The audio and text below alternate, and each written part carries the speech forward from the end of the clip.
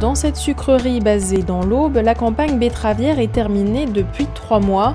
Aujourd'hui, le site se concentre exclusivement sur la production d'alcool, avec un débouché majeur durant cette période de crise sanitaire, l'industrie pharmaceutique. C'est relativement tendu, c'est-à-dire que nous livrons pratiquement tout ce que nous produisons à destination de l'industrie alimentaire, cosmétique, mais surtout à l'industrie pharmaceutique pour la fabrication de gel hydroalcoolique et de biocides. Nous ne faisons plus de biocarburants, tout est dédié à la partie surfin, donc nous avons forcé les expéditions de surfin.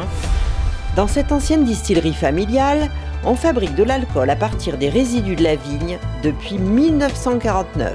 La crise sanitaire aura eu raison de son ambition pour cette année, mais c'est grâce à ces nouvelles installations qu'elle a pu envisager dès le début du confinement la fabrication de solutions hydroalcooliques.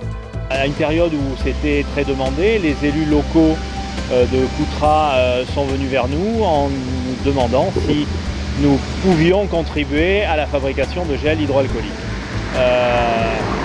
On était persuadés qu'on n'en était pas loin avec nos nouvelles installations, mais encore fallait-il que nos alcools soient agréés par les services à la fois des douanes et les services de santé.